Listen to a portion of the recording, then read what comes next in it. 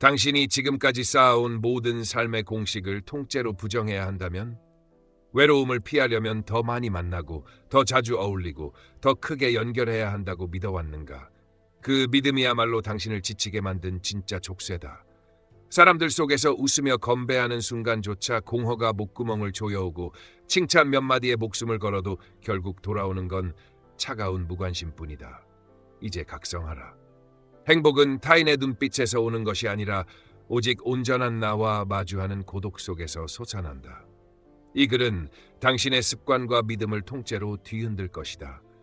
고독을 두려움이 아닌 무기로 바꾸고 혼자의 시간을 낭비가 아닌 자산으로 전환하는 방법. 정약용이 남긴 피의 지혜와 오늘 당신이 반드시 붙잡아야 할 9가지 실천법. 준비되었는가? 당신의 삶을 송두리째 새로 쓰게 될 폭발적 선언이 지금 시작된다. 만약 지금까지 당신이 진실이라 믿어온 것이 통째로 오해였다면 어떻게 할 것인가?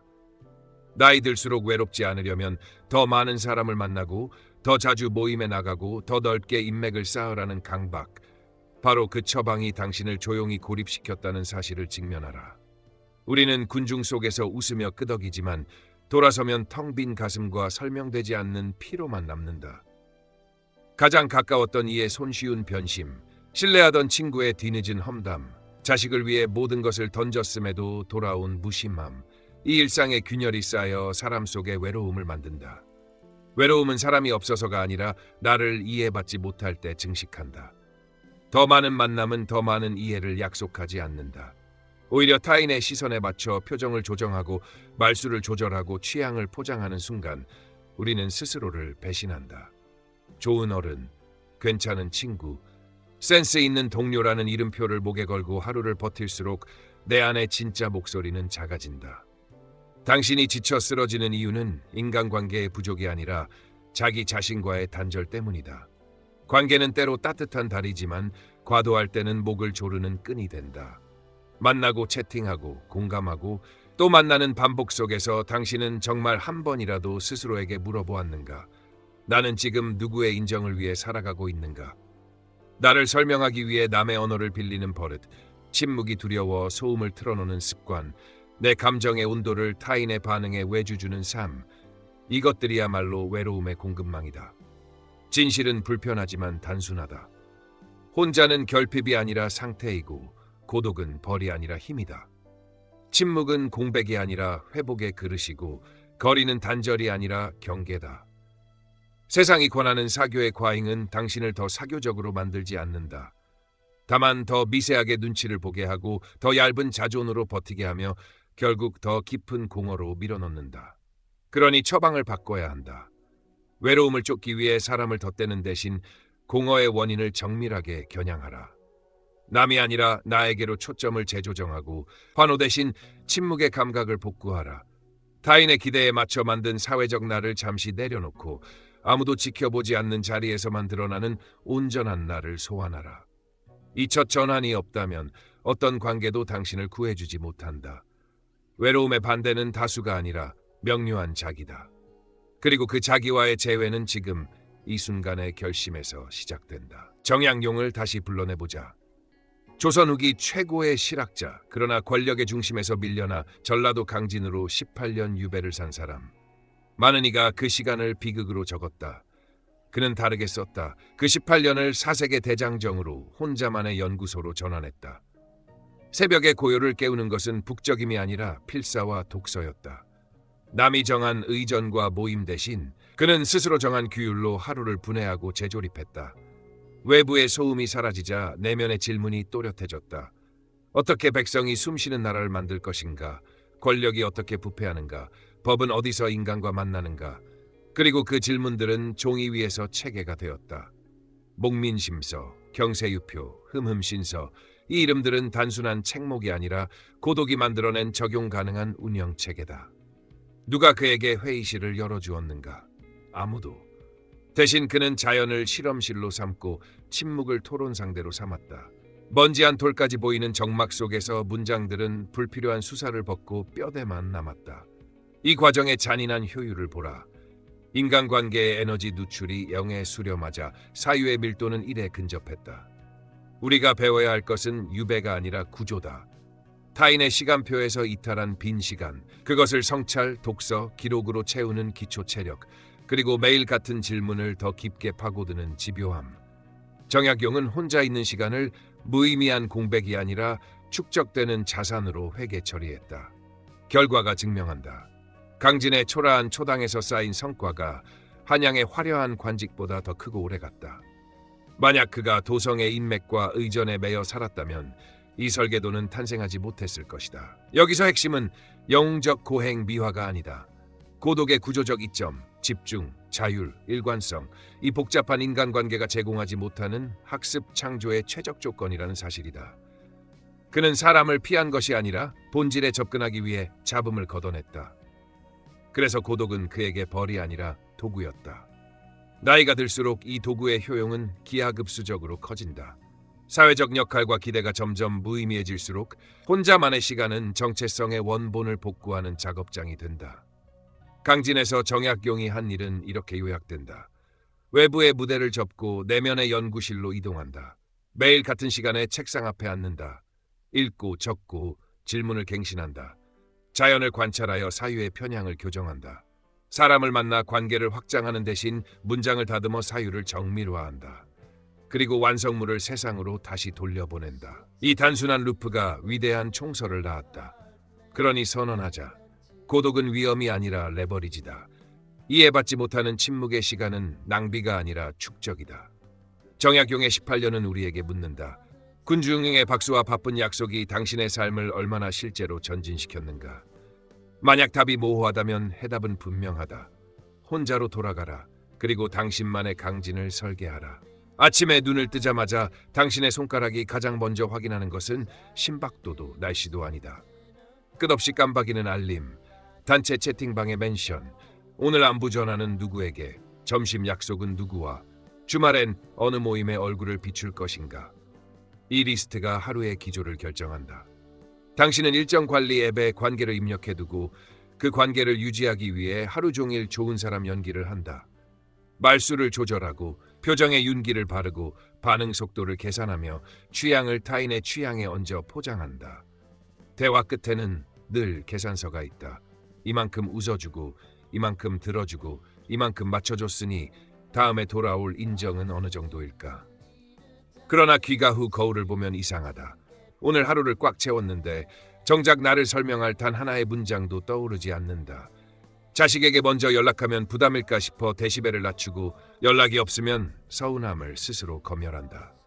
친구 모임에서 말이 길어지지 않도록 스스로 브레이크를 밟고 말이 짧아지면 분위기를 깬다는 죄책감이 뒤통수를 친다. 직장 동료와의 술자리에선 안전한 농담의 반경을 계산하고 이웃과의 담소에선 정치, 종교, 돈을 피해 지레밭 지형도를 펼친다. 하루가 끝날 무렵 당신의 머릿속은 누구에게 어떻게 보였는가의 로그 파일로 가득 차 있다. 그런데 이상하게도 보상은 늘 지연된다. 생일을 챙긴 그들은 당신의 생일을 지나친다. 급할 때 달려갔던 사람은 당신이 아플 때 잠깐의 힘내요 이모티콘으로 안부를 대신한다. 모임에서 늘 먼저 계산했던 기억은 남지만 다음번에 당신이 오늘은 쉬어라는 배려는 좀처럼 오지 않는다.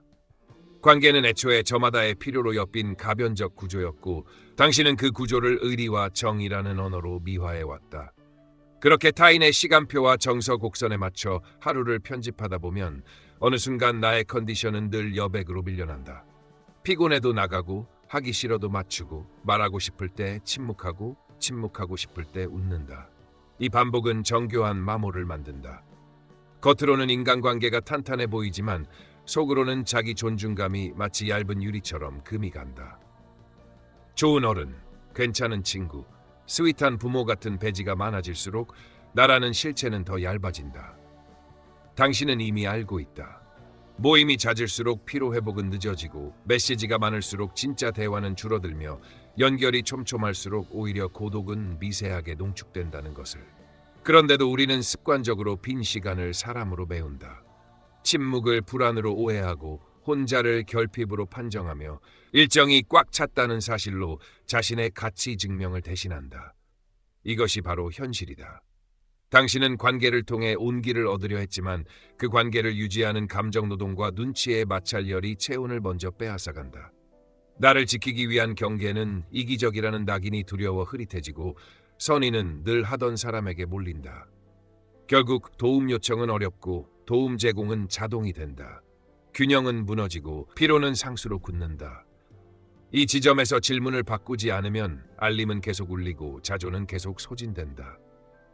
정말 외롭지 않기 위해 우리는 무엇을 더해야 하는가가 아니라 무엇을 그만둘 것인가를 물어야 한다. 오늘 하루 당신의 달력에서 지워야 할 약속은 무엇인가? 남의 기대를 충족시키기 위해 예약해둔 미소는 어디까지인가? 그리고 그 빈칸에 무엇을 채울 것인가? 이 냉정한 점검이 없다면 내일도 당신은 같은 연기를 반복할 것이다. 그리고 그 반복은 당신의 삶을 바빠 보이는 공허로 확정한다. 이제 더 많은 연결이 아니라 더 정확한 거리와 더 선명한 자기 기준이 필요하다. 다음 장에서 우리는 그 기준을 어디에 둘지 행복의 정의부터 다시 설계할 것이다. 이제 행복의 정의를 갈아엎자. 박수, 팔로워, 직함, 호의적 평판은 행복의 증상일 수는 있어도 행복 그 자체는 아니다. 진정한 행복은 타인의 승인에서 발생하지 않고 오직 나와의 합의, 가치, 욕구, 원칙, 행동이 한 점으로 모여 어림없이 서 있는 상태에서 발생한다. 외부 변수, 타인의 기분, 주변의 시선, 오늘의 운세가 요동쳐도 내 중심의 진폭이 과도하게 흔들리지 않는가? 혼자 있는 시간에 불안이 아니라 고요가 찾아오는가? 하고 싶은 것보다 해야 한다고 믿어온 타인의 의무를 자동으로 먼저 고르는 습관에서 벗어났는가? 타인의 칭찬이 기분을 끌어올릴 수는 있지만 자존의 바닥을 바꾸지는 못하는가? 이 질문들에 그렇다고 답할 수 있을 때 우리는 비로소 행복의 기초 체력을 갖춘다. 행복은 흥분이 아니라 평정, 과시가 아니라 합치, 속도가 아니라 방향이다. 정약용이 고독 속에서 도달한 결론도 이것이다. 남이 알아주는가가 아니라 내가 나를 승인하는가가 판단 기준이 되어야 한다. 자기 승인에는 세 가지 축이 있다. 첫째, 자기 정의. 나는 누구이며 무엇을 위해 사는가를 남이 정한 언어가 아니라 나의 언어로 규정한다. 둘째, 자기 일치. 하루의 선택이 내가 선언한 가치와 실제로 맞물리는가를 일상에서 검증한다. 셋째, 자기 책임. 결과의 공을 남에게 돌리지 않고 실패의 원인도 남 탓으로 유통시키지 않는다. 이 세 축이 맞물리면 타인의 인정은 보너스로 격화되고 거절은 예의 없는 행동이 아니라 질서를 지키는 기술이 되며 침묵은 공백이 아니라 회복을 담는 용기로 변한다. 흔한 오해도 정리하자. 자기 자신과의 평화는 무기력이나 도피가 아니다. 목표를 버리는 것이 아니라 목표가 진짜 나의 것인지 확인하는 절차다. 자족은 도태가 아니라 왜곡된 비교를 끊는 결단이며 독립은 고립이 아니라 의존의 불균형을 바로잡는 선택이다. 관계의 양이 아니라 자기와의 합치의 질이 삶의 체온을 결정한다. 그러니 행복을 점검할 때 우리는 더 이상의 박수 소리를 모으려 애쓸 필요가 없다. 대신 이런 신호를 기록하라. 혼자 있어도 시간 감각이 부드럽게 흐르는가? 하루를 마감하며 스스로에게 내린 평가가 타인의 반응보다 더 결정적인가? 작은 불편을 감수해도 원칙을 지켰을 때 후회가 줄어드는가? 이 신호들이 촘촘해질수록 당신의 행복은 남이 주는 것에서 내가 구축하는 것으로 지위를 바꾼다. 정리하면 진정한 행복은 외부의 조명이 꺼져도 형태가 무너지지 않는 자아의 구조적 안정성이다. 그리고 그 안정성은 더 많은 인정으로가 아니라 더 정확한 자기 정의와 더 일관된 자기 일치로만 얻어진다. 이제 역할의 가면을 벗겨내자.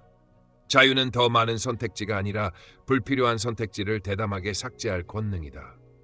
평화는 우연히 얻어 걸리는 기분이 아니라 내가 설계하고 재현 가능한 상태 관리 능력이다. 효자, 효부, 좋은 친구, 착한 사람 같은 배지는 타인의 기대를 충족시키는 데는 유용하지만 내 삶의 조향권을 빼앗는다. 진정한 자유는 그 배지를 내려놓고도 흔들리지 않는 자아의 중심에서 시작된다. 구체적으로 자유는 두 가지로 작동한다. 첫째, 경계의 자유, 무엇을 하지 않을지 명확히 정하고 아니요라는 한 문장으로 내 시간을 보호하는 힘. 둘째, 규율의 자유, 누구도 시키지 않아도 내가 정한 리들기, 쓰기, 걷기 생각을 반복하여 외부 변수의 진폭을 줄이는 힘. 이 두 축이 맞물리면 평화는 따라온다. 평화란 관계가 하나도 없는 정적이 아니라 관계에 소음이 들어와도 내 심박이 불필요하게 가속되지 않는 상태다. 남의 기분이 나의 결정을 좌우하지 않고 타인의 평가가 내 감정의 온도를 결정하지 않으며 모임의 빈도와 메시지의 양이 내 자존의 높낮이를 지휘하지 않는 상태다. 정약용의 고독은 바로 이 구조를 증명한다. 외부 무대 인맥 평판에서 물러나 내적 연구실 사색 독서기로 이동하자 자유는 시간을 확장했고 평화는 사고의 깊이를 안정시켰다. 우리는 흔히 자유를 제한이 없는 무경계로 평화를 갈등이 없는 무균실로 오해한다. 그러나 진실은 역설적이다. 경계가 있어야 방해가 줄고 규율이 있어야 리듬이 생기며 리듬이 있어야 고요가 유지된다. 자유는 하고 싶은 대로가 아니라 가치에 맞는 대로 하는 결정의 일관성이고 평화는 그 일관성이 누적될 때 체내에 형성되는 기본선이다. 그러니 지금 묻자. 당신의 하루에서 타인의 기대를 충족시키기 위해 자동으로 허락하던 시간은 어디까지였는가? 그 시간을 회수해 나의 리듬에 재투자할 준비가 되었는가? 예의라는 이름의 강박을 벗고도 품위를 잃지 않는 방식은 무엇인가? 답은 간단하다. 경계는 단호하게, 태도는 온화하게, 리듬은 꾸준하게. 이 삼박자가 맞춰질 때 자유는 과시가 아닌 구조가 되고 평화는 잠깐의 휴식이 아닌 체질이 된다. 그리고 그 체질이야말로 혼자 있을 때 가장 선명해지는 온전한 나를 매일 호출하는 호출 코드다. 이제 실천으로 들어간다.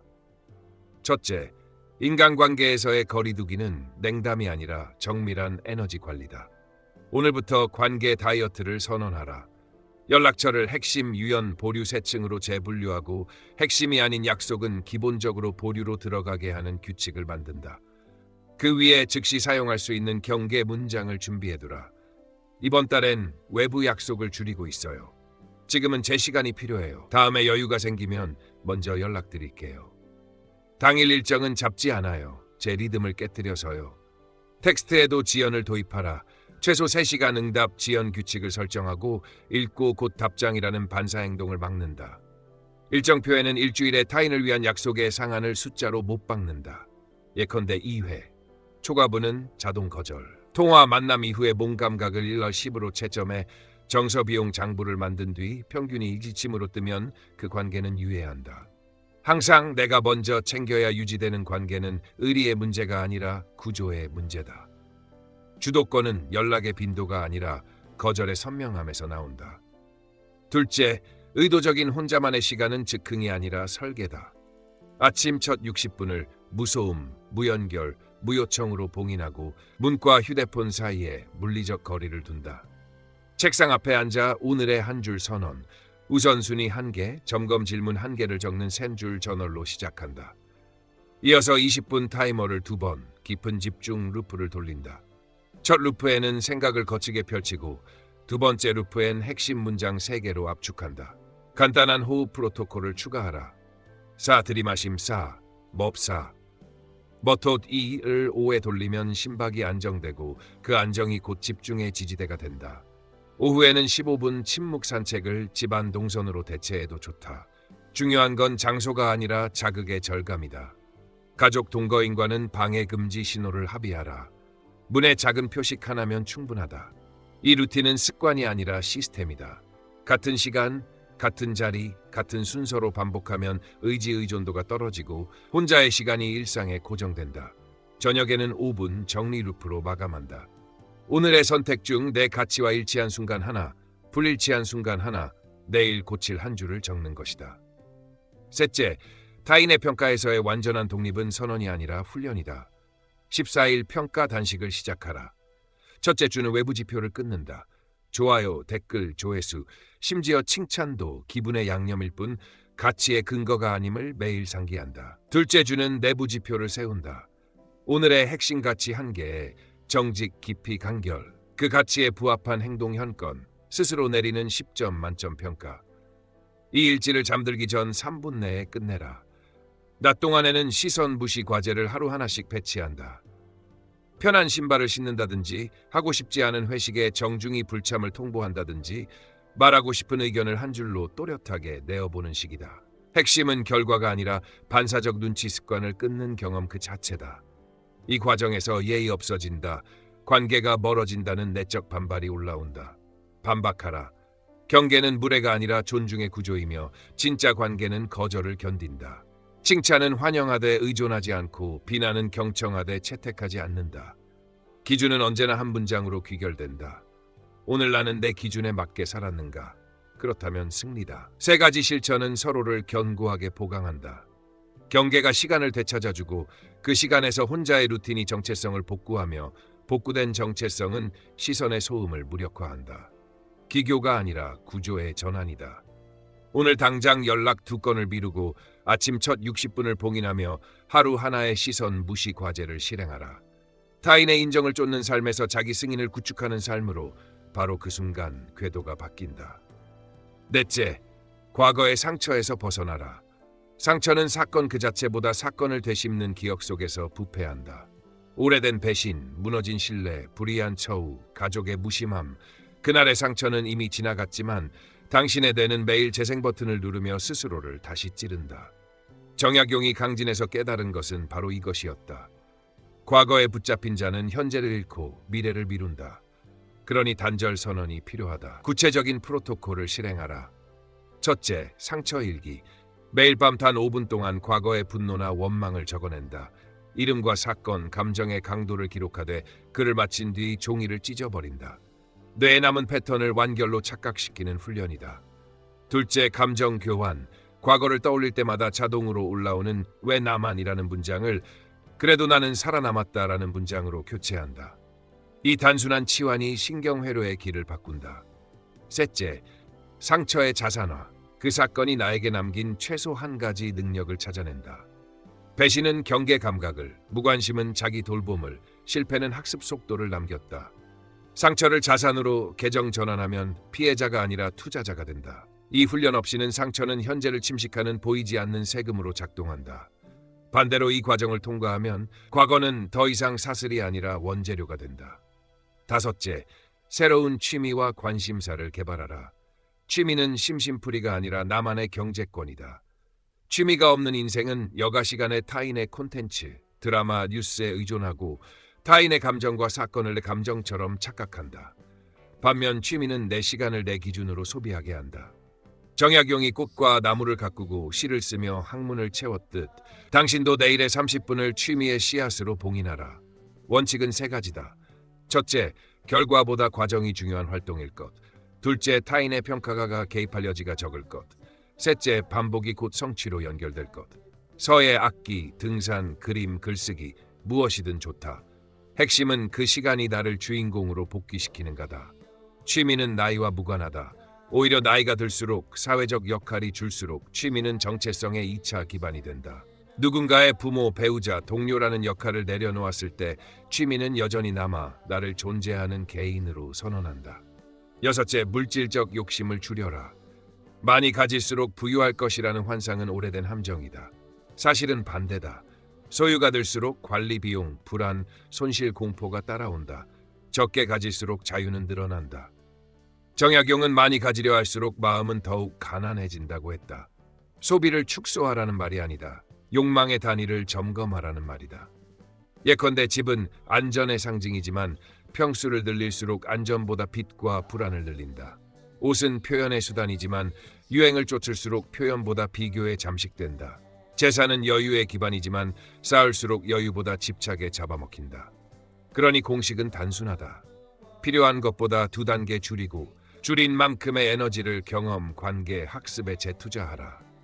소유에서 줄인 1이 정신의 자유에서 10으로 불어난다.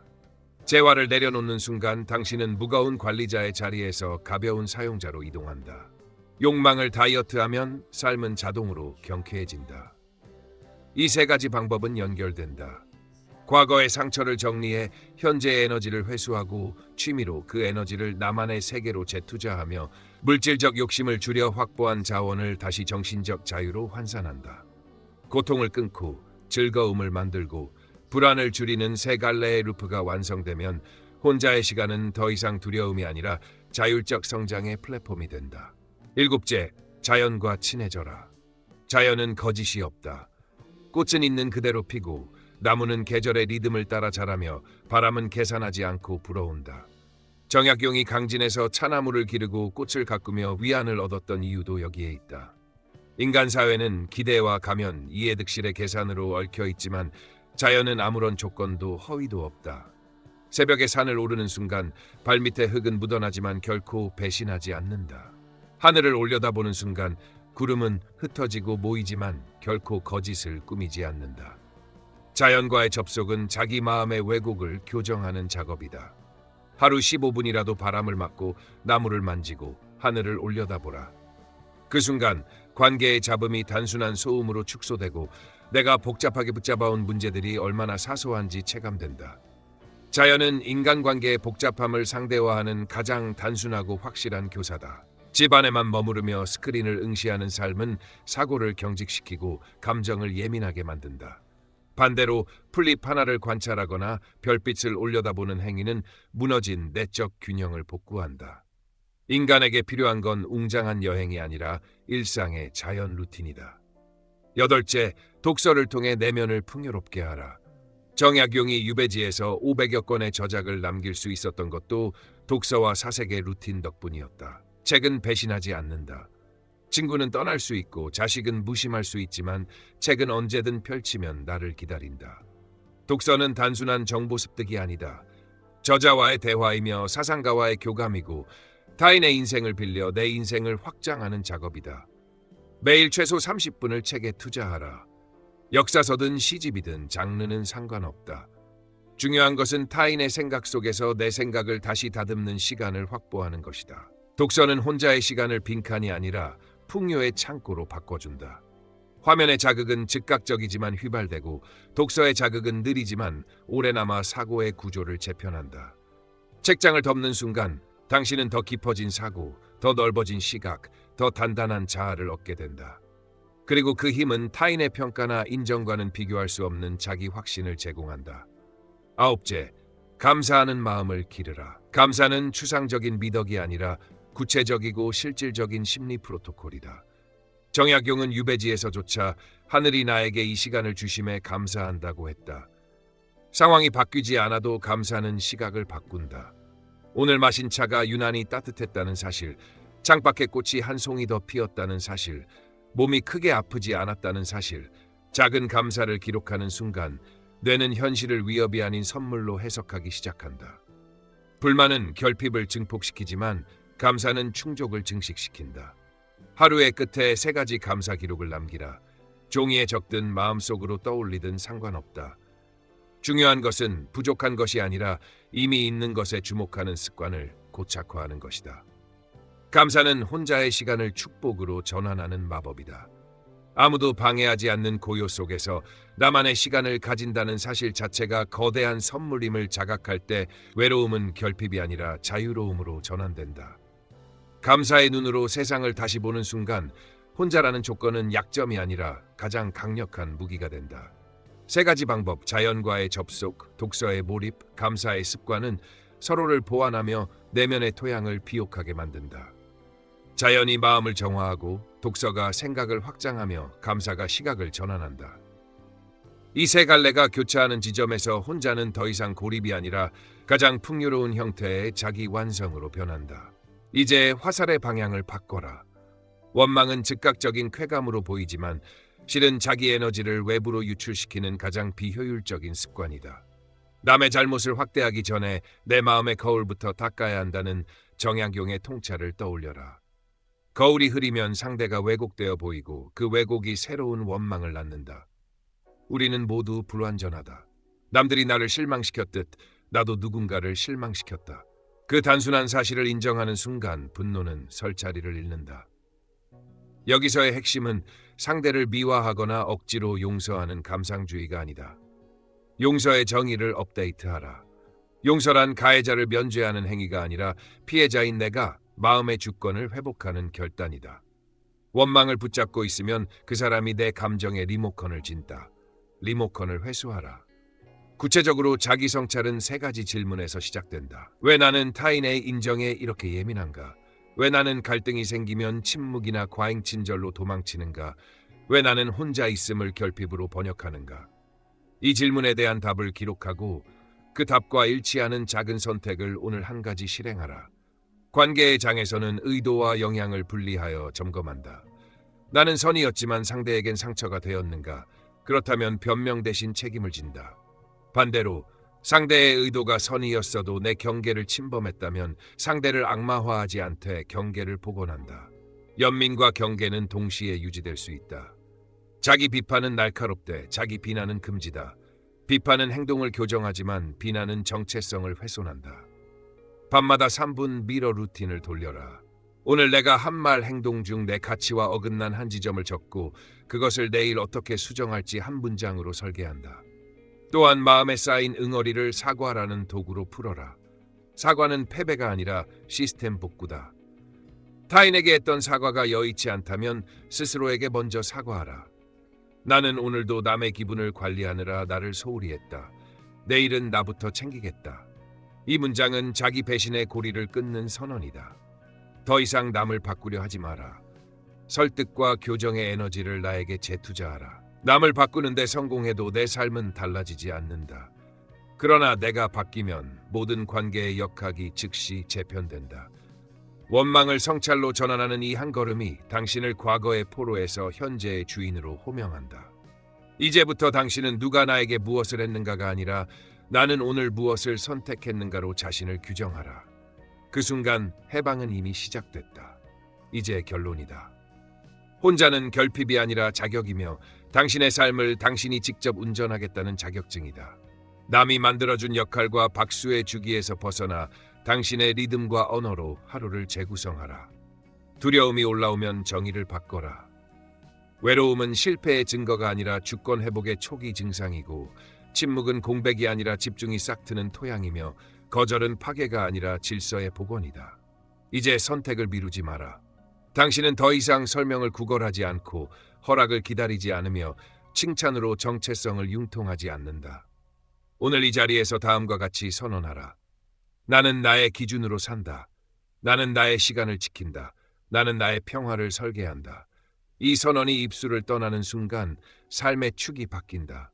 약속의 숫자가 아니라 중심의 밀도가 당신을 규정하게 두고 타인의 속도가 아니라 당신의 방향이 내비게이션이 되게 하라. 세상이 요구하는 이미지 대신 스스로 신뢰하는 실체를 매일 조금씩 쌓아라. 그 실체가 쌓일수록 관객은 줄고 주인은 선명해진다. 그래서 당신은 더 적게 흔들리고 더 깊게 머문다. 기억하라. 행복은 남이 건네는 선물이 아니라 당신이 축한 선택의 구조다. 구조는 우연히 생기지 않는다. 결심, 일관, 축적. 이 세 단어만 붙잡으면 된다. 누구와도 비교하지 말고 어제의 당신과만 승부하라. 그리고 내일 깨어났을 때 세상을 설득하려 애쓰지 말고 당신 자신에게만 다시 승인받아라. 그 승인이 누적될 때 혼자라는 조건은 약점이 아니라 가장 강력한 레버리지로 변한다. 이제 무대의 조명을 끄고 연구실의 스탠드를 켜라. 당신의 일은 끝나지 않았다. 아니, 지금 막 시작되었다. 여러분, 오늘 우리는 정약용의 고독 속 지혜를 통해 혼자 있어도 흔들리지 않는 온전한 나로 살아가는 길을 살펴보았습니다. 기억하십시오. 진짜 자유는 남이 만들어준 배역을 내려놓는 순간 시작되고 진짜 행복은 타인의 인정이 아니라 나 자신과의 화해에서 피어납니다. 지금 이 순간 당신은 선택할 수 있습니다. 여전히 세상의 시선에 묶여 살 것인가? 아니면 고독을 무기로 삼아 나답게 살아갈 것인가? 답은 분명합니다. 이 영상이 마음을 흔들고 작은 용기를 불러일으켰다면 구독과 좋아요로 저희와 함께 해주십시오. 앞으로도 지혜의 지도는 당신의 삶을 한층 깊고 단단하게 만들어줄 지혜와 통찰을 담아 드리겠습니다. 혼자가 두려움이 아닌 힘이 되는 순간 당신의 인생은 비로소 새로운 궤도로 진입합니다. 지금부터는 온전히 당신 차례입니다.